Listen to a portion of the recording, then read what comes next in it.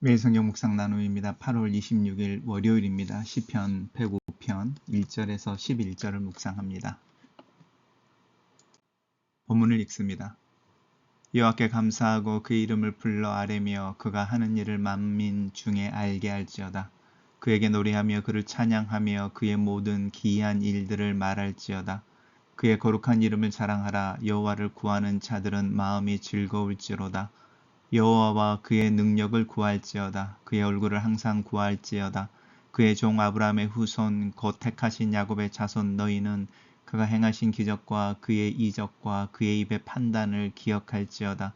그는 여호와 우리 하나님이시라. 그의 판단이 온 땅에 있도다. 그는 그의 언약 곧 천대에 걸쳐 명령하신 말씀을 영원히 기억하셨으니 이것은 아브라함과 맺은 언약이고 이삭에게 하신 맹세이며 야곱에게 세운 율례 곧 이스라엘에게 하신 영원한 언약이라. 이르시기를 내가 가나안 땅을 내게 주어 너희에게 할당된 소유가 되게 하리라 하셨도다. 오늘 시편 기자는 하나님의 신실하심을 찬양하고 있습니다. 시편 105편입니다. 여호와께 감사하고 그의 이름을 불러 아뢰며 그가 하는 일을 만민 중에 알게 할지어다. 여호와께 감사하고 그의 이름을 불러 아뢰며 라고 하는 이 아랜다고 하는 부분 속에서는 하나님의 이름을 부르는 것과 또 그 하나님 앞에서 하나님이 하신 일에 대해서 이야기하는 것이죠. 그래서 그가 하시는 일을 만민 중에 알게 할지어다. 그를 노래하며 그를 찬양하며 그의 모든 기이한 일들을 말할지어다. 왜 시편을 읽을 때 이제 시편에서 반복되어지는 구절들이 있을 때에 그 구절들이 사실은 같은 의미인 거죠. 그리고 그 의미가 반복되면서 확장되어지거나 다른 표현을 하고 있다 이렇게 생각을 해보십시오. 그럼 여호와를 감사하고 그의 이름을 부른다라고 하는 것이 사실은 그를 노래하며 그를 찬양하는 것이고요.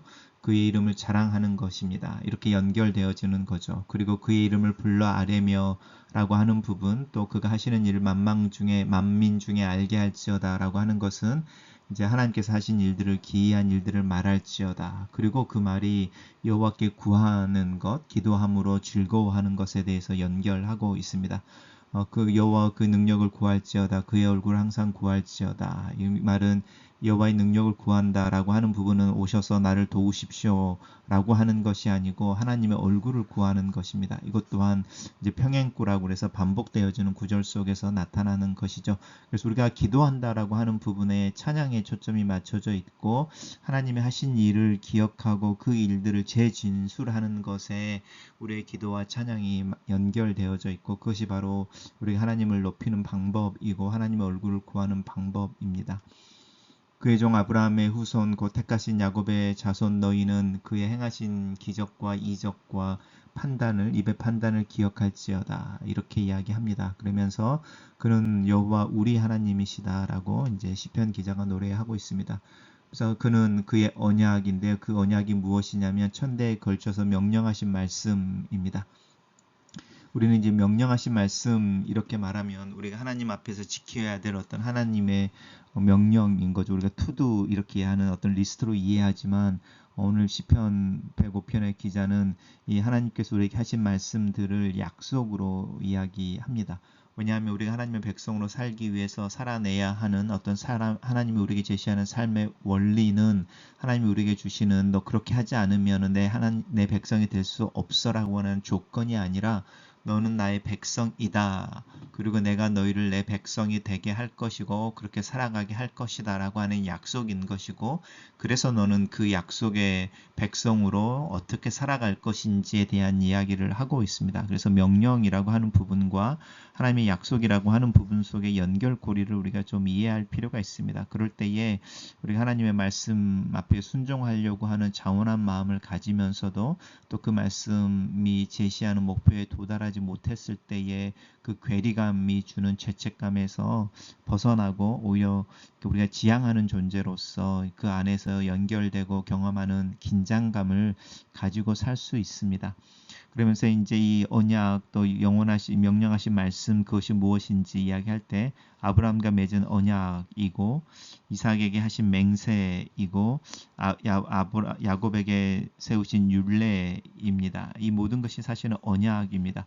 그래서 이스라엘 백성들은 구약에 나와 있는 그 십계명이나 또 600여 가지가 된다고 하는 뭐 율법이라고 하는 부분들을 그렇게 무겁게 여기지 않았습니다. 오히려 하나님의 약속인 것이고 하나님의 맹세인 것이고 하나님이 어떤 일들을 행하시겠다라고 하신 것에 대한 하나님의 어떤 그 의식 아니면은 어떤 리추얼이라고 하는 삶의 방식으로 그들은 하나님의 율법을 이해했습니다. 내가 가나안 땅을 너희에게 주어 너희에게 할당된 소유가 되게 하겠다라고 하시는 그 약속을 이루시고 그 약속이 이루어지는 날에 하나님의 백성으로 살아가기 위해 우리는 우리의 삶에 있어서 하나님의 말씀에 순종을 해야 된다라고 하는 부분입니다. 이 말씀을 다시 한번 잘 읽어보시면 우리가 하나님의 약속에 근거해서 살고 있다라고 하는 것이 우리가 하나님 앞에서 무엇을 해야 되는 것보다 사실은 더 중요하고 근본적인 것입니다. 단락을 요약해 보겠습니다.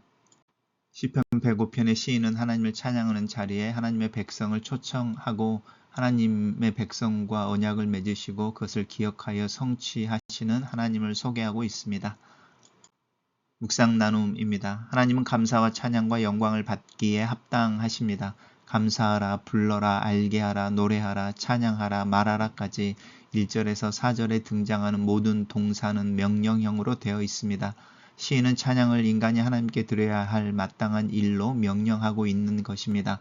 명령하는 내용은 비슷하지만 시인의 마음이 하나님이 베푸신 은혜에 대한 벅찬 감격이 솟구쳐 올라왔기 때문에 다양한 용어로 반복하며 표현하고 있습니다. 하나님을 아는 사람에게만 주어지는 특권이 있으니 바로 이 하나님의 영광에 경탄하고 은혜에 감격하여 소리 높여 하나님을 찬양하는 것입니다. 하나님을 아는 내가 하나님께 드릴 찬양은 어떤 것입니까? 찬양은 하나님을 아는 자만의 특권임을 잊지 맙시다. 간구는 주문이 아니라 하나님과 자신을 인정하는 말, 또 인정하는 일입니다. 불완전한 인간은 완전하신 하나님 앞에서 뚜렷한 한계를 지님으로 하나님께 나아가 구하는 것은 지극히 당연한 일입니다. 이것은 자신의 약함을 고백하는 행위이며 하나님의 강하심과 완전함을 인정하는 것입니다. 나에게는 없는 것들, 곧 하나님의 얼굴을 또 얼굴에 나타난 영광과 은총을 구하며 자비와 사랑을 구하며 그의 은혜와 평강을 끈질기게 구할 때 불안한 우리 안에 완전한 하나님의 능력이 임하고 나타날 것을 믿습니다. 부족한 나를 인정하며 오늘 내가 하나님께 간절히 구하는 것은 무엇입니까? 시인은 언약, 맹세, 율례라는 단어로 하나님의 언약을 수식합니다. 하나님이 아브라함과 맺은 언약은 하나님 편에서 일방적으로 체결하신 것입니다. 이삭에게 하신 맹세와 야곱에게 세우신 율례도 모두 하나님 편에서 일방적으로 행하신 일입니다. 이로써 약속이 이행되는 것은 우리 노력이 아닌 하나님의 신실함 때문이며 또 그 하나님의 신실함 때문에 가능한 일임을 알게 됩니다. 불안한 우리의 노력, 또 불완전한 우리의 노력으로 실행될 약속이라면 이것을 어떻게 신뢰할 수 있겠습니까? 하지만 말씀하시고 거두시는 법이 없으신 하나님께서 나에게 은혜를 약속하셨고 그 약속이 영원하다 말씀하고 계십니다. 하나님의 영원한 약속에 대한 신뢰 위에 나는 믿음의 삶을 구축하고 있습니까? 글로 쓰는 기도입니다. 찬양을 받기 합당하신 하나님, 신실하신 하나님을 찬양합니다. 약속을 신실하게 수행하시는 하나님을 찬양합니다. 그리스도 예수 안에서 내게 주어진 약속을 신뢰합니다. 또 그 약속을 이루시기 위해 일하시는 하나님의 성실하심을 믿고 감사를 드립니다. 내 믿음이 날마다 하나님의 은혜 가운데 새롭게 하시고 오늘 하루도 믿음으로 하나님과 동행하며 또 하루 나와 동행하여 주시옵소서. 예수님 이름으로 기도합니다. 아멘.